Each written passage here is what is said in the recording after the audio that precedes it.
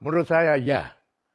Kalaupun dalam film itu ada unsur-unsur propaganda, akan tetapi secara umum apa yang digambarkan dalam film itu adalah hal-hal yang benar-benar terjadi.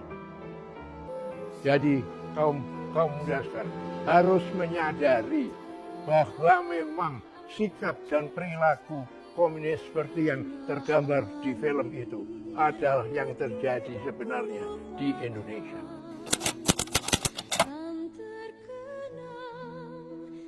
Menurut saya belum. Oleh karena tentu masih ada unsur-unsur PKI. Mungkin mereka waktu itu tertawan, tapi sekarang bebas kembali. Dan rasa kebencian, rasa ingin membalas itu timbul. Buktinya beberapa saat yang lalu ada usaha agar supaya pemerintah Republik Indonesia minta maaf kepada para keluarga PKI. Jadi seakan-akan yang salah adalah pemerintah Republik Indonesia atas peristiwa ini. Memang kita akui bahwa pembunuhan atas banyak rakyat yang terjadi itu juga kesalahan. Tapi seperti tadi yang saya katakan, itu terjadi karena dalam masyarakat timbul suatu kondisi psikose. Rakyat terpengaruh oleh sikap dan arogansi PKI pada tahun 48 dan tahun 50-an, 60-an.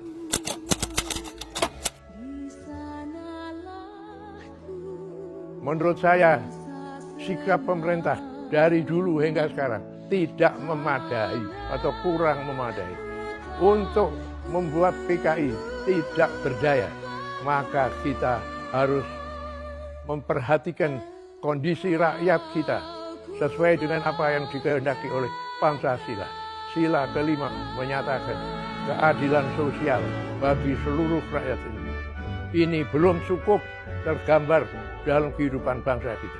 Apalagi setelah reformasi Undang-Undang Dasar 45 diamandemen 4 kali, di mana makin terdesak keharusan untuk memperhatikan sila kelima.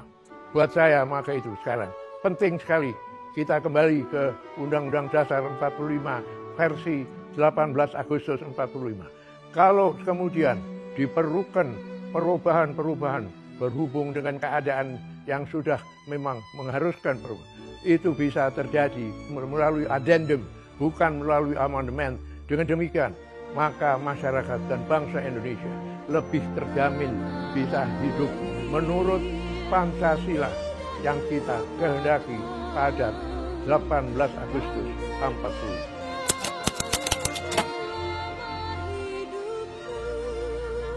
Andai kata pada waktu 1 Oktober 65 PKI bisa melaksanakan tindakan-tindakan berikut yang membuat dia posisi yang menguasai bangsa, saya percaya bahwa kita semua para perwira TNI Angkatan Darat yang tidak pro PKI, ya kita semua akan hilang. Dan itu banyak karena yang pro PKI adalah minoritas. Kalau G30S PKI sukses, berarti Indonesia menjadi negara komunis. Berarti di dalam kondisi internasional telah terjadi perubahan yang sangat penting. Akan tetapi, karena kemudian dalam Perang Dingin Uni Soviet dan blok komunis dapat dikalahkan oleh blok kapitalis, maka akibatnya adalah bahwa tidak mustahil di Indonesia terjadi perubahan kembali. Karena dengan sendirinya, dengan posisi Australia yang dekat, posisi Filipina, Amerika dalam kondisi kesempatan untuk kembali menegakkan Indonesia sesuai dengan kepentingannya.